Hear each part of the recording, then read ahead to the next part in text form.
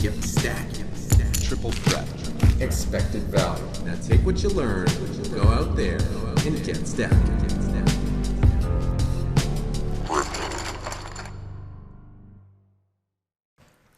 What up, Gripsters and random YouTubers? Evan here for Grips.com, continuing with my review of Ben U604's super deep run in the FTOPS Mini Main Event. For those of you who don't know what FTOPS is, it is the Full Tilt Online Poker Series. In the last part of this series, Ben showed us how to play big pot poker, how to get into click wars, or what are sometimes referred to as ego wars, and we saw how to acquire the chip lead, which was the secret formula for acquiring the chip lead was play hella aggro and then win the massive flip. I'd encourage you to check out the previous parts if you haven't, but for now, let's continue our journey to the final table. I think we've just jettisoned ourselves into first place by getting there with ace-queen suited against nines in a spot where I wasn't sure about the call, but we have 3 million, which is about 80 big blinds, and our nearest competitor on the table has 40 big blinds. And a lot of guys, they don't have a lot of big blinds. So we start out with Ben defending his small blind with king 10, which is pretty consistent with what he's been doing so far. Playing hands that can flop reasonably well against people who can have wide ranges is rarely going to be a bad idea. You're getting overlay from the antes and the blinds. In that case, the big blind was some overlay. In some cases, the small blind is going to be your overlay. But either way, king 10 is a hand that can flop well. You can make that top pair, and you can also, as we've seen Ben do in previous parts, make moves. So, second pair here, it's a spot where, we got a backdoor flush draw, we got a backdoor straight draw, but we don't know how much equity we got and which cards are bad for us. There are still 2 players to act left behind us. This guy's betting into 3 people. Whether he has a jack or a king queen, he's got a whole lot of winning chances, and we don't know which one he has. So, don't know how far we can go with the hand, but Ben is willing to peel one and then give it up on the turn, and that's just kind of the thing about this spot. I know we can drill a 10 or a 7, but even with a 7, we aren't sure. And on almost half the deck, ace, king, queen, 9, 8. We're not exactly in the best of spots facing another bet there on the turn. So don't love the peel, but also don't hate it because, as I said, we have 5 outs plus them backdoor draws. And we pick up our chips right after with a nice, well-timed 3-bet. Here we got a pretty dry flop. C-bet, try to take it down. Anyone 2-barreling here? I found the 2-barreling there can sometimes be effective, but calling the river there, especially when we have the ace of hearts, and that takes a whole bunch of flush draws out of our opponent's range.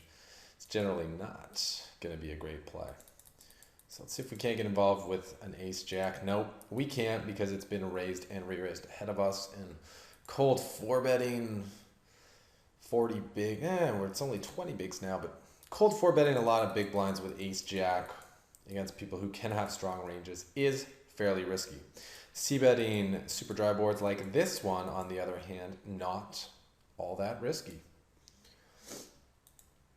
Ben continues with his strategy of playing like a maniac, except under the gun and in early position when it comes to light pre-flop raises.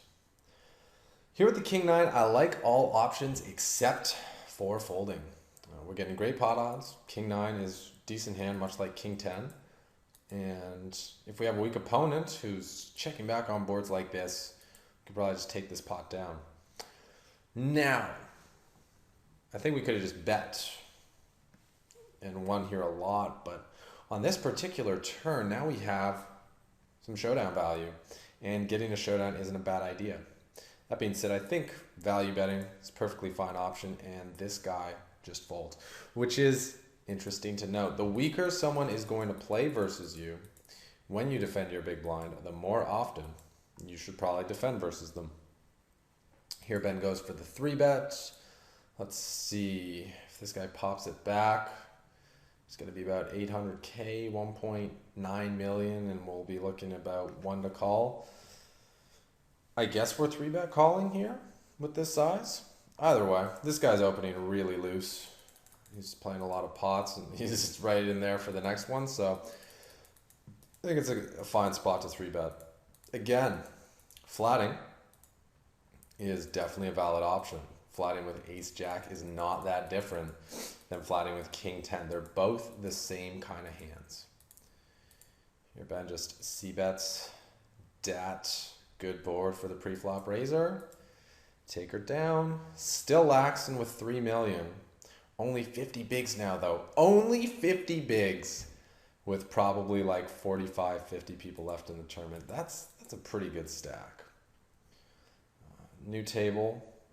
Pretty decent table draw. There's one other big stack, and he's like directly across the table from us. Generally, when it comes to big stack on big stack violence, unless you're going to have the guy on your direct right, you want him kind of as far away from you as possible. All right, defending with the queen 6 suited. No surprise. I mean, 30 bigs deep, 5 to 1 pre, why not? And given what I've seen, there's no chance we're folding middle pair. Ooh, we got ourselves a flush draws and 3.2 to 1. Well, with the flush draw alone, we only need 20% equity. Maybe it's 18. Let me think for a minute. I think it's around 19.6%. And with the fact that we can also make trips and 2 pair, this is an easy peel. And that is an easy river to get paid on. So the question is, this is a really interesting spot. I actually had one of these yesterday. Do we lead out,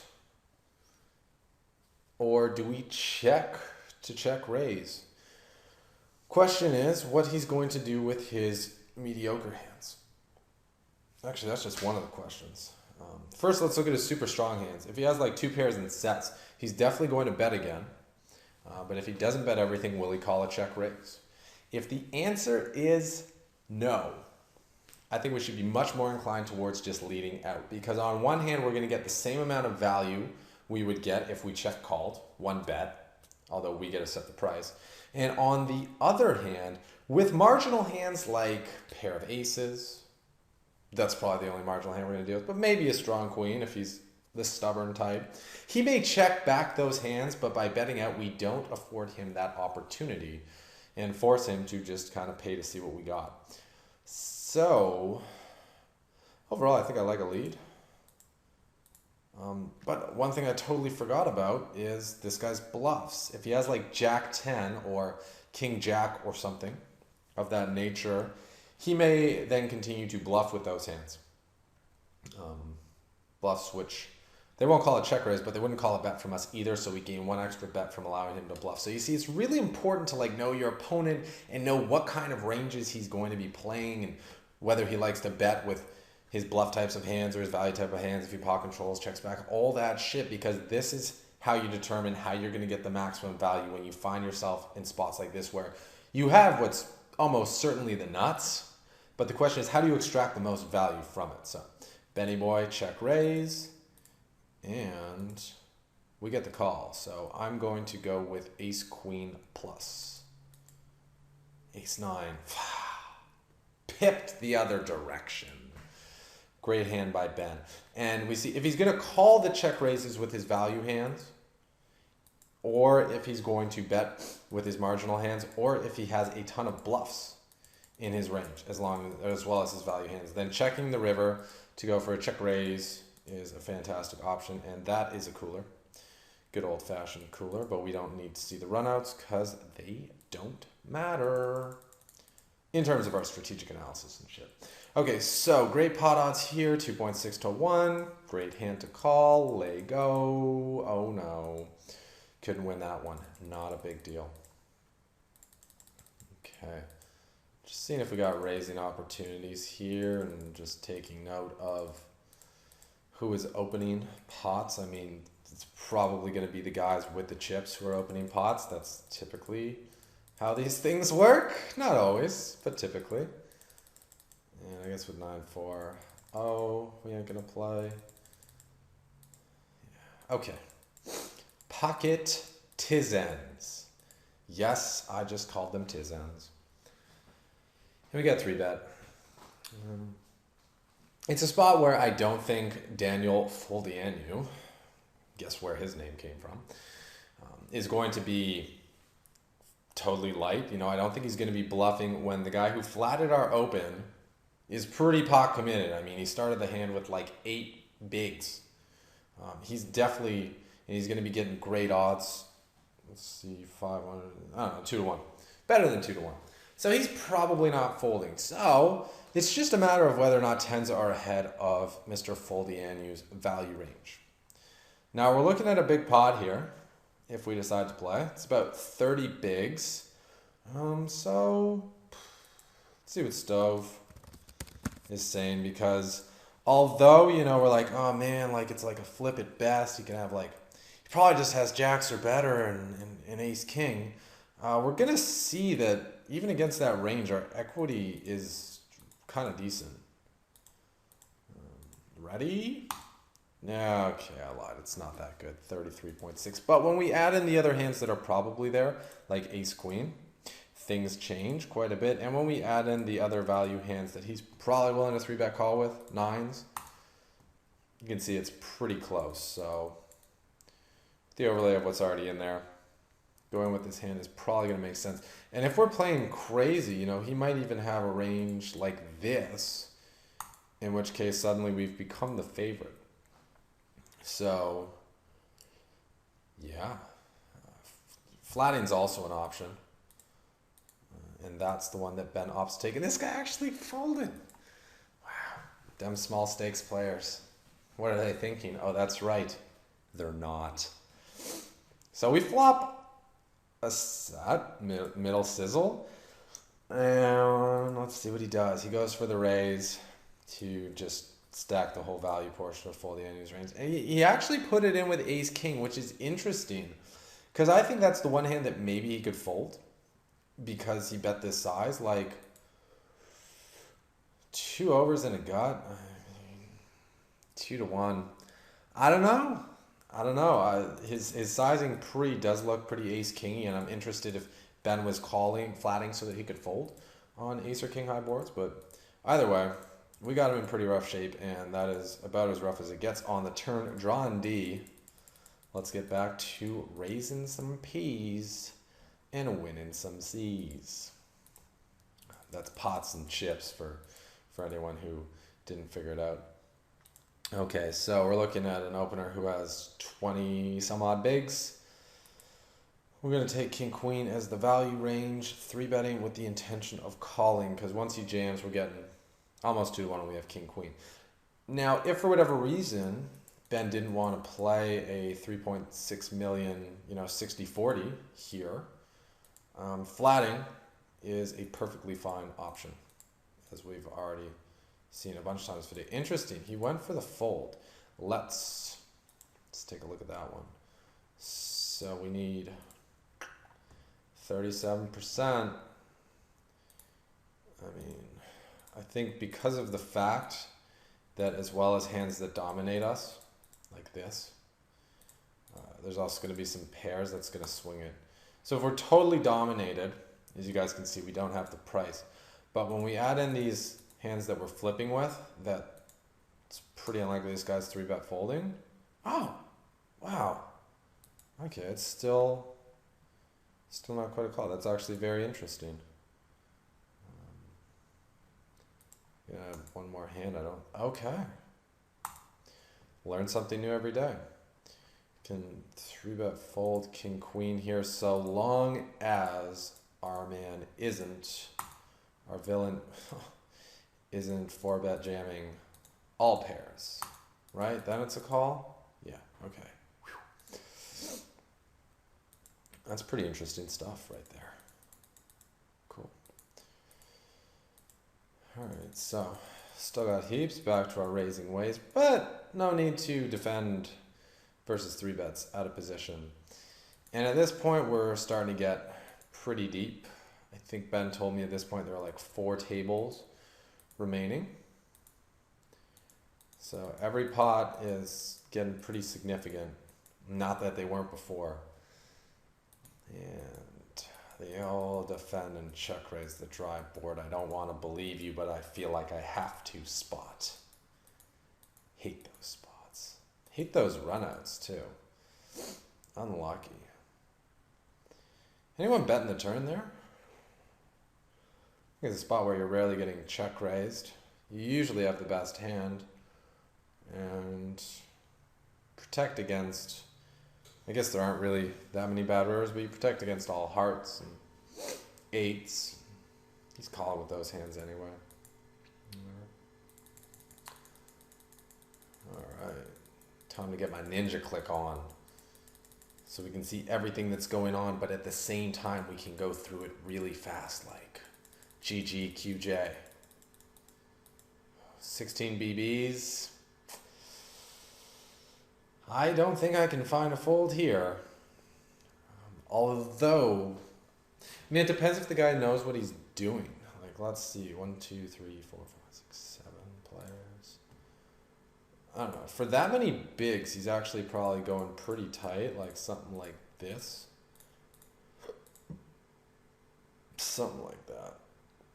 Maybe we'll go Akon and Young G's. And let's give us the ace queen and see how we do. See, we're not quite there, but I'll give him that too. It's still not going to swing. If this guy doesn't know what he's doing, he's going to be shoving a bunch more pairs and broadways and stuff that we dominate. So it's a really interesting spot because, you know, we want to grab these chips, this 1.7 million that's up for grabs, but not if it's making a bad call. And I think this is usually going to be jacks or 10s. And it's 8s, which is the same thing. It's jacks or 10s given our hand. And it's pretty interesting because, you know, look at ace queen, you see a guy just shoving his chips and you're like, 5 call. It's like sometimes maybe not. Seems crazy. I don't know if I've sold myself on it yet. I just looked at the numbers. I still don't know if I can buy into that. Seems ludicrous. All right. Going for them steals. So this is probably final 3 tapes. Final 3 tables. See you later. By the way, if this is going way too fast for you guys when it comes to the other people playing the pots, just watch the video in slow motion. If YouTube doesn't have a setting for that yet, maybe after listening to this, they will think maybe they should get one. So here Ben starts the hand with 25 bigs. We're obviously happy to go with ace-jack suited in a blind versus blind scenario. So you could jam, or you can do what Ben did here, which is 3 bets smaller to give your opponent the chance to 4-bet shove with a wider range than he might call with. Like ace-8. He may be snapping off the reshove with that. He may fold it. My guess is he's probably going to call, but Ben gave him that room just in case he had, you know, like an ace-2 suited or something that didn't want to call a reshove, but might be like, you know, I think this guy's full of shit. I'm going to put the pressure on him. I got a great hand anyway in case I get called. And boom. That's the play. And that's Ben defending with king 6 off. This guy just never stops seeing flops with mediocre and marginal holdings. But we've seen that Ben has some post-flop game. So that makes it all right. Anyone bluffing here? I mean, if he doesn't have a spade or a 10, it's pretty hard for him to call. And there aren't that many spades that he could have. Yeah, like, even with him having 2 pair, we bet $1 million there. It's pretty tough to call. And I just don't know how often he has the old ace of spados. Given that just given that there's only 1 ace of spades in the deck. Okay, we got a squeeze from a guy with 20 bigs. Ben decides he's going to take a flop and take it away. I'm very interested about this spot because eights is a hand that doesn't flop that well in terms of equity. But I guess Ben is just playing his position and board textures. Ben, looking forward to hearing your thoughts on that one, as well as your thoughts of how excited you were when you just turned set at a crucial juncture in this tournament.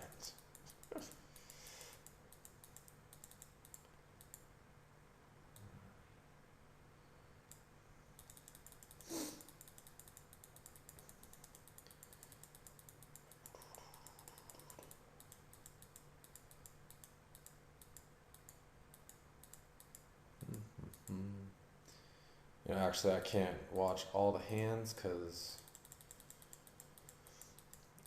I'm watching them too fast to be able to comment on them, and it's also slowing down the video. But most importantly, I feel like people don't want to watch a training video that has a ton of dead air time, a ton of dead airspace. At least that's how I felt when I used to watch poker training videos. So I'm going to focus on, you know, just looking at stuff where there's action, there's commenting, there's opportunities for analysis, like call all-ins when you have two kings.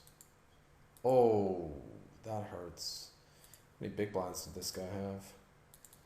Interesting that he like effectively calls it off with 7 bigs, Jack 10 suited. It's a great hand in terms of like equity, but do you really want to call off your tournament life with Jack 10 suited? Jack high? I don't know. It's not like we're ever folding. And Ben putting this one in showdown mode, inducing the bluffs. Strong call. Strong call on the turn. I guess the guy has more. He doesn't have that many jacks in his flatting range, and he probably doesn't have that many slow plays in his flatting range either. So he actually usually has the king, queen, ace, queen when he does this, but not always. Anyway, very well played. Betting the flop and getting jammed on. I guess it's a similar result. But here we go with a little float ski and takedown, and Ben is now building that stack. Sitting on 10 milli. He's not slowing down. So this, just given how Ben's playing, not that it's anything out of the ordinary for him from what we've seen before, but I feel like this could be the final table bubble. Could be. But I don't know for sure. And taking the same approach as last hand, just trying to show it down. I'm alright with it. I'm also alright with c-betting that board. I think both options are pretty close in terms of like their expectation. We got a rejam. And another one. Jam, jam. It's a flip, and the winner is ace queen. Walk it out. Min 3-bet from Kohler. Very interesting. And when we flop top pair in this spot, we can't just be folding. It's a little too strong. If Axer smashes it in again, that makes for a very tough spot. But when he just checks it back, no worries. So we're playing 6-handed. So if we go 9-handed again after this, we're probably final 3 tables. If we play back down to 5-handed and 4-handed, we're probably on final 2 tables. Okay, so yeah, okay. I think we're on the final 2 tables now, and we will just try to turbo through this and get to the final table.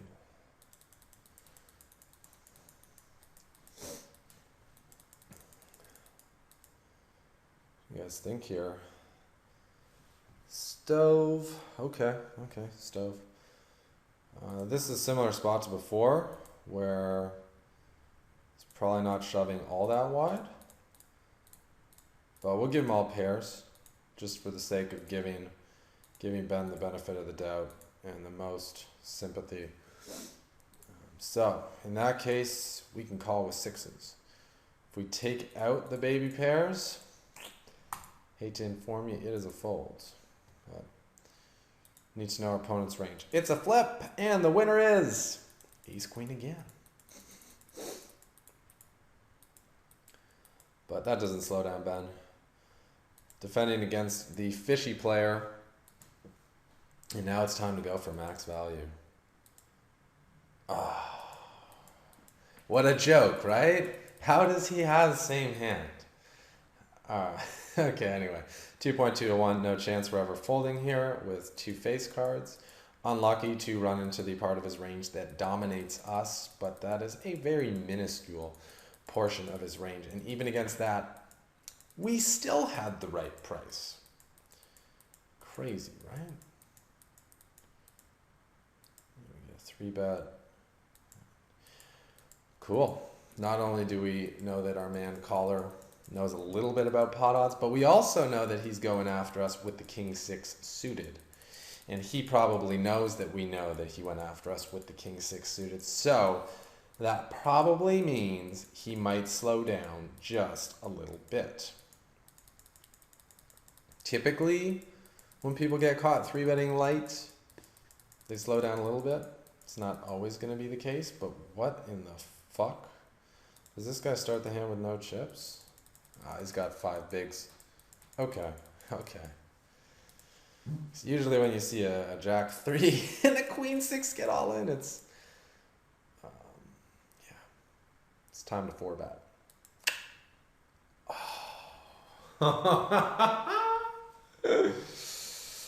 You guys are like, that makes no sense. Well, you guys can make your guesses as to what this is, and I will tell you at the end of the video what happened there. Because, I mean, yeah, it's big stack against big stack, but we have ace king. But maybe Ben's just a psychic, and he knew that the 4 was coming. Nah, it wasn't that. It definitely wasn't that.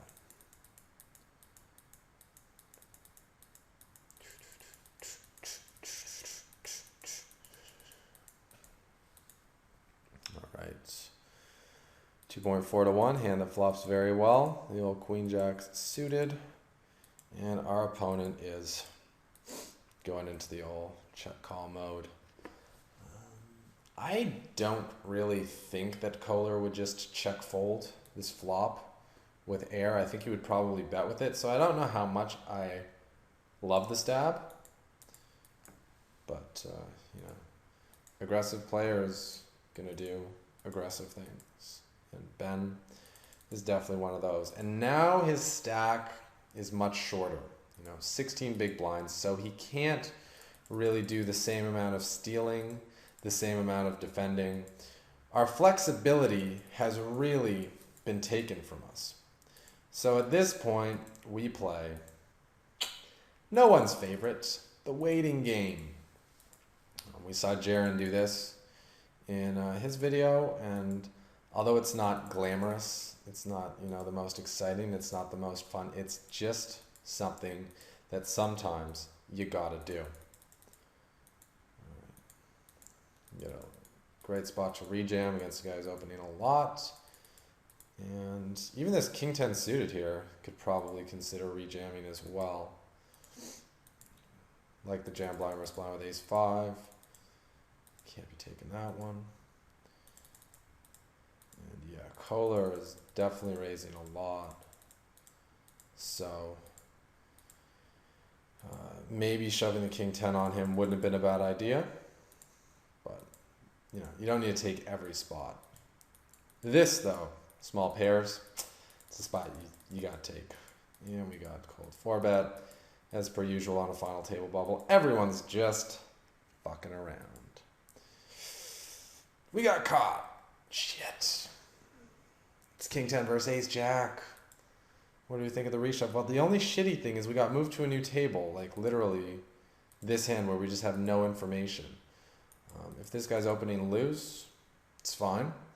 We definitely are going to have like a little bit of fold equity. If he's opening tight, it's kind of a bad, it's close, but you know, sometimes boom goes the dynamite, and that's why we reshove with big pairs. I mean, big cards, because big cards can make big pairs.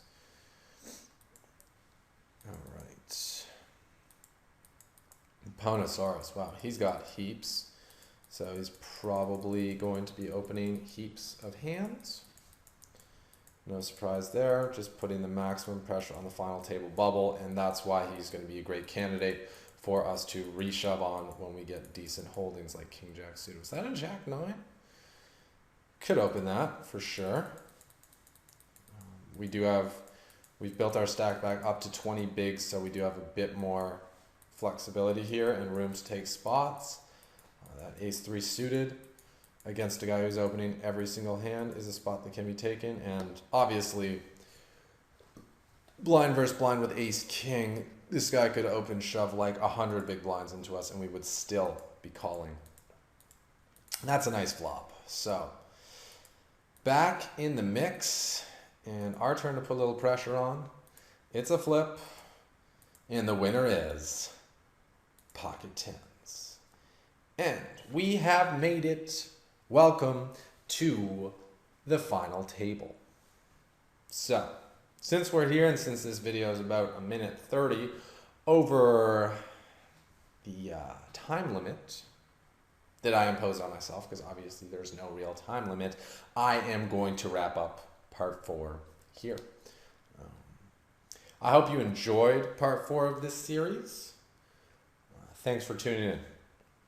Hope that you were able to learn something in this video, and you can use that to both step up your win rate and big up your bankroll. I apologize for the kind of strange pace where I went a little slow at the start and then a little fast at the end. But that's what happens when I don't know what's coming, and I sometimes forget how many tables are left. But we got to analyze all the hands the hero was involved in, and that is the most important thing in these hand history reviews. So, on that note, I'm going to leave y'all. This has been Evan for Grips.com. Always a pleasure. Now take what you learned, go out there, and get stacking. Yeah, we get it stacking. Grips.com taught you how to get it stacking. The flops I be smashing, the pots I be blasting. Grips.com taught you how to get it stacking. When the main event, man, that could never happen. The Grips.com taught you how to get it stacking. Now you're picking up traction, getting action. Grips.com taught you how to get it stacking. Stack it up, cash it in, damn I win again. Many friends come to play, cause I'm on the internet. Better yet, I flop the turn and take a chance upon the river. I'll bluff you with the 7-2 offsuit, whatever's clever, call you all in while your chip stacks fall in. Better believe the dealer, cause the game just started. Don't know the rules, you bet it all and then you risk it. If you wanna learn it, you should go online and hit up Grips it. Yeah, we get it stacking. Grips.com taught you how to get it stacking. The flops I be smashing, the pots I be blasting. Grips.com taught you how to get it stacking. When the main event, man, that could never happen. The Grips.com taught you how to get it stacking. Now you're picking up traction, getting action. Grips.com taught you how to get it stacking. Ever since a young cat, want a pocket stack with cash in the fast stack, crammed in the clam clip. Gotta get the action, gotta get it stacking. Dollars on the noggin, want a lot of transactions. Started as a little retarded, now with the knowledge, playing cards, flopping, bombarded, cause it was harder than I thought. Then I got on Grips.com, asking and got what I needed to beat him and get it stacking. Yeah, we get it stacking. Grips.com taught you how to get it stacking. The flops I be smashing, the pots I be blasting. Grips.com taught you how to get it stacking. When the main event, man, that could never happen. The Grips.com taught you how to get it stacking. Now you're picking up traction, getting action. Grips.com taught you how to get it stacking. Yeah, we get it stacking. Grips.com taught you how to get it stacking. The flops I be smashing, and pots I be blasting. Grips.com taught you how to get it stacking. When the main event, man, that could never happen. The Grips.com taught you how to get stacking. Now you're picking up traction, getting action. Grips.com taught you how to get it stacking. Yeah, we get it stacking. Grips.com, tell you how to get it stacking. The flops I be smashing, the pots I be blasting. Grips.com,